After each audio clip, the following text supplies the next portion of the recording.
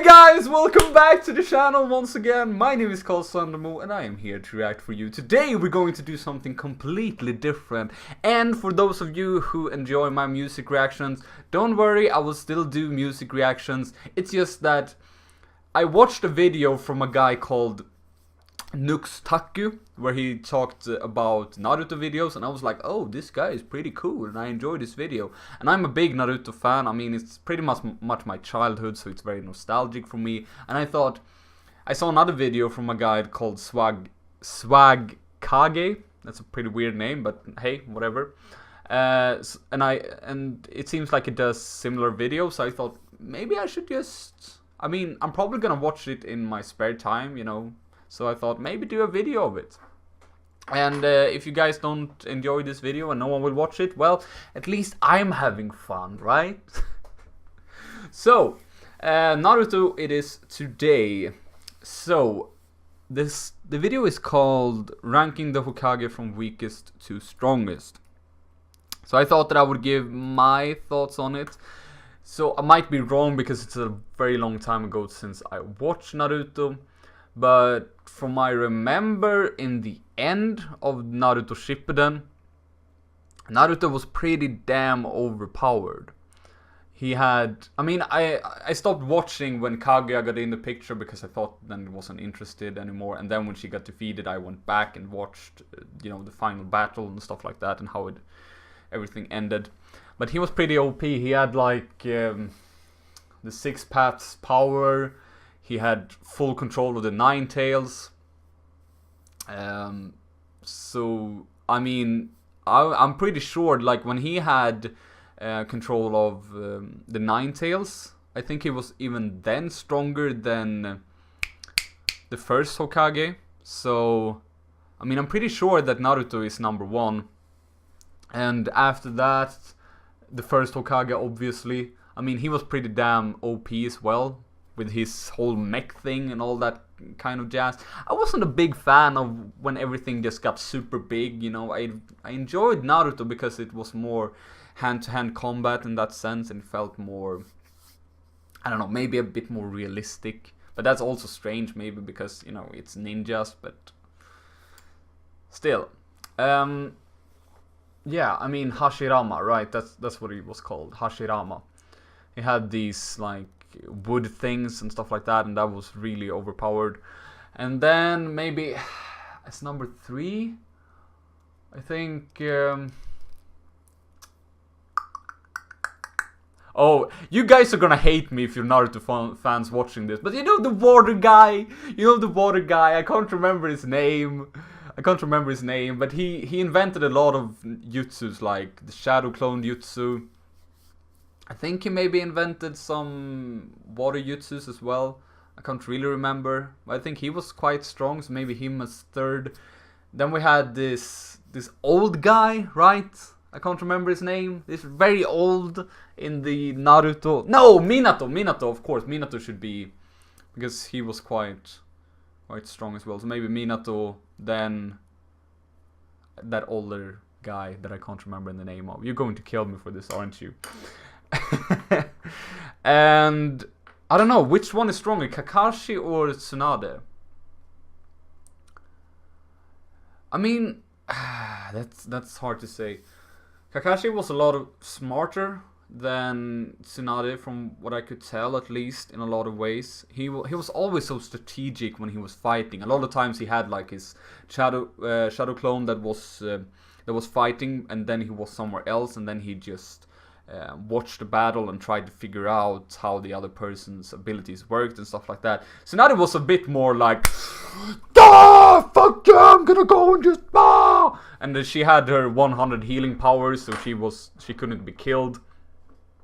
So maybe if we're just talking about strength, then well, yeah, Tsunade is a lot more powerful, but Kakashi was a lot more strategic. It's really hard to tell. Maybe Kakashi. Let's say Kakashi, and then Tsunade. I think they're pretty much on par. I don't know. This guy might be a big Naruto nerd and know everything about this, and maybe he will tell me what the real deal is, and maybe I'm way off. I don't know. But let's see.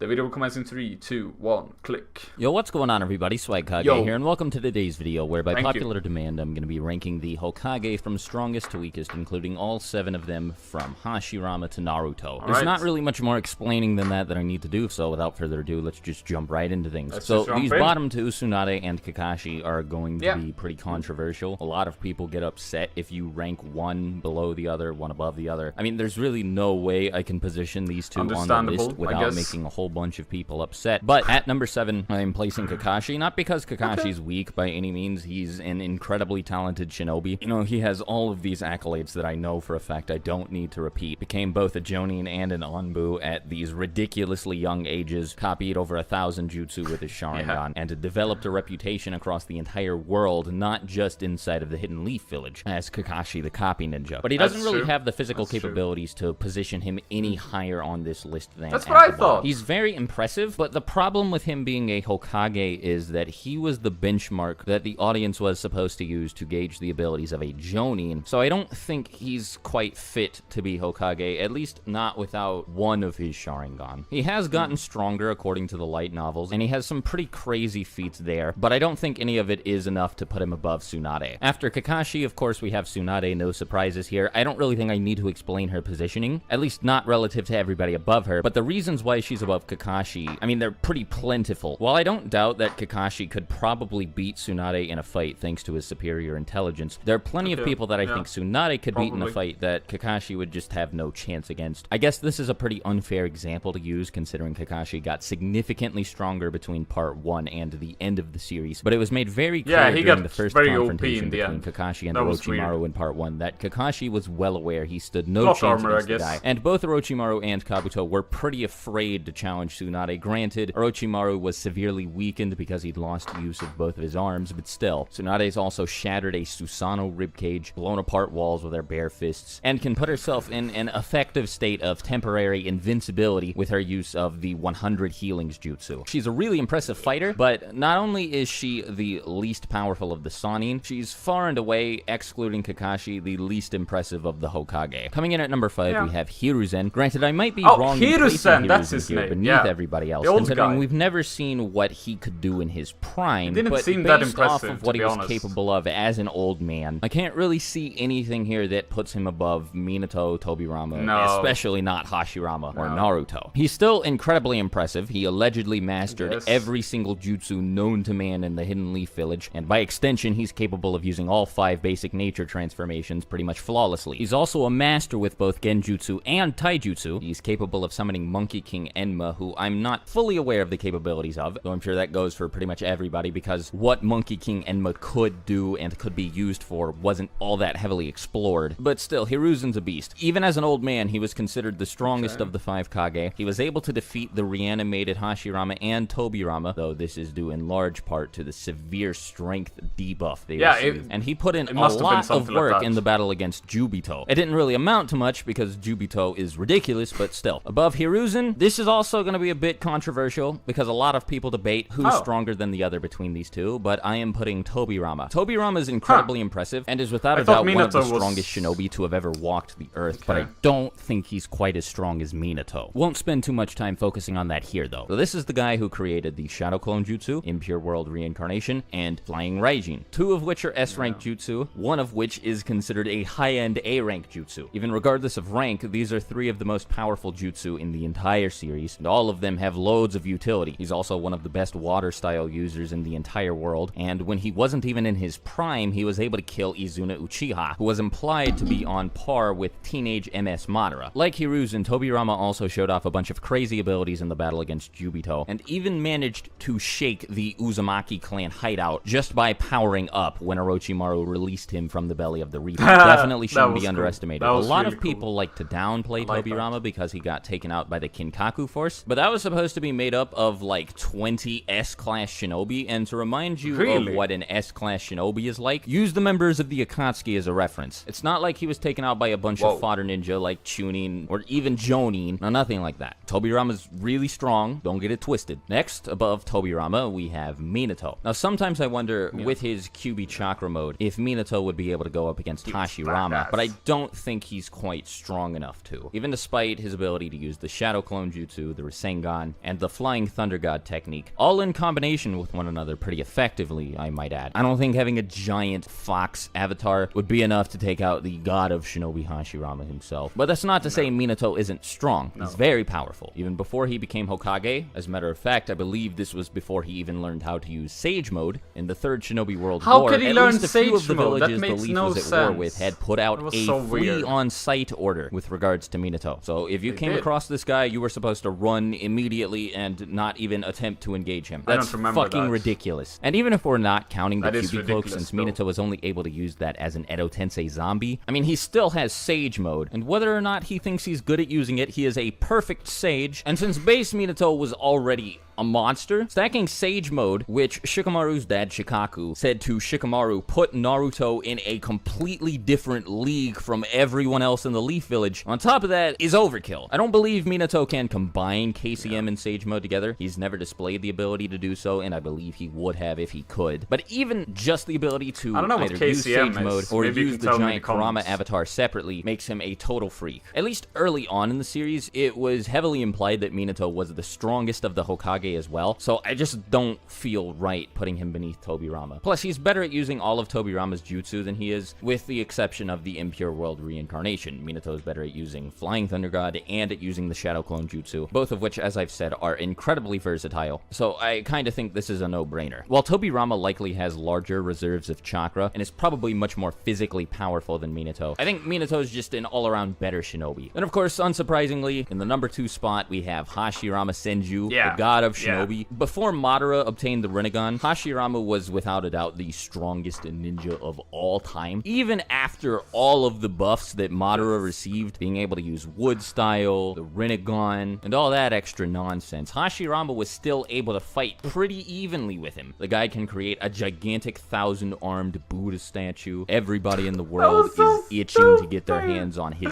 DNA so they can be as strong as he was. I mean, Yamato is considered one of the Leaf's greatest assets just because he can use Wood Style, not even at the same level as Hashirama can. The guy is absolutely nuts, and his hype and showing speak for themselves. The same can be said about the guy in the number 1 spot, Naruto Uzumaki. I mean, after he got Sage of Six Paths powers, he was propelled into a completely new tier of power. There is nobody on this list beneath him that could even try to compete with him, and I'm pretty sure that Naruto could solo all 6 other Hokage if they were working together against him. Yeah, maybe. I mean, the guy can fly, he has access to Sage Mode, KCM with Sage Mode. The series likes to dance around this, but he's still capable of using Six Paths Sage Mode. He has the Rasen Shuriken, Tailed Beast Bomb, Tailed Beast Ball Rasen Shuriken, Super Mini Tailed Beast Ball, Super Mini Tailed Beast Ball Rasen Shuriken, Magnet Release, Lava Release, Boil Release, all 5 basic natures, Shadow Clones, an arm forged from Hashirama's DNA. Like, Naruto's ridiculous. I mean, he's the main character. I guess that's sort of what you'd expect, but I doubt anybody's gonna have a problem with me putting him at the top of the list. Anyway, that's all for this video. If you have any questions, of course, leave them in the comments below, and I'll do my best to answer as many as I can. Let me know your thoughts about the list, who you would swap out, how you would position everybody, and let me know any ideas for future videos you might have in the comments as well. Till my next video, I'll talk to you later. Swagkage out. Bye. Bye-bye. Well, so that was informative. That was quite informative. So yeah, it was a bit different from what I thought. So he thought that Kakashi was probably not as strong as Tsunade, but that he would probably win in a fight because he's more intelligent and stuff like that. I mean, yeah, I would probably agree with that in a lot of ways. Then the old guy, Hiruzen, I forgot his name, to be honest. I mean, in the show, we didn't see a lot of spectacular things that he did. Like, from what I remember, he had a fight with Orochimaru, and then Orochimaru summoned the first and second Hokage.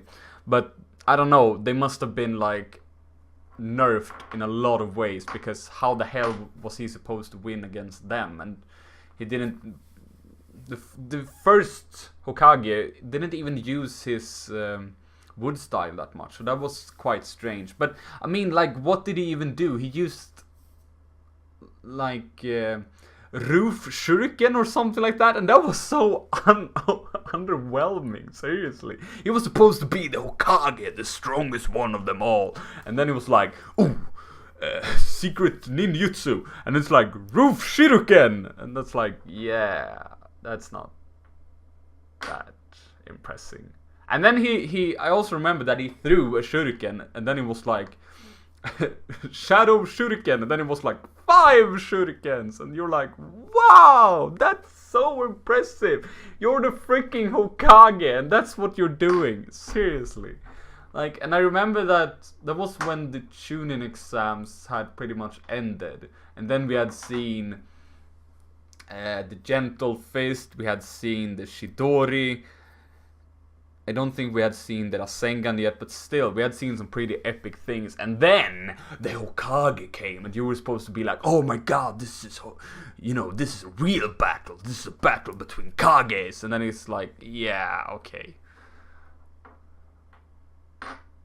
Not that impressive. Not that impressive. We also had, I thought that Minato would be after Hiruzen, but this guy put Tobirama as the 4th one, and I can't really remember what his argument for that was, but yeah, I don't think he had any arguments to support that, to be honest. I mean, I don't know if I have any arguments, because I don't really, it was a long time ago since I watched Naruto. I just thought, because he invented a lot of things. Okay, well, it's true that Minato had, in the end, he was like super buffed. He had the 9 Tails powers, which was just insane, and he had Sage mode. That was really strange. How could he have Sage mode? He just popped it up, and we hadn't seen that when he was alive, so why did he have that when he was dead? And then you can think like, well, maybe he didn't want to use it. And it's like, why wouldn't he want to use his Sage mode? That's really strange to me. There was a lot of things in Naruto at the end where it felt like there was a lot of plot holes. And I don't know if there are any Naruto fans watching this. I'm sorry, I'm not hating on the series. I really like the series. It's just that, there was a lot of things that didn't make any sense to me. And that was one of them. Okay, and then we had the God of Shinobi. Hashirama sent you. And he was number 2. And yeah, I get that. I think so as well. I mean, in the end, Naruto could fly. He could use Magma release. He could use the Rasen Shuriken.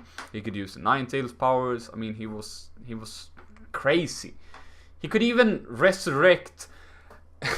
what was he called?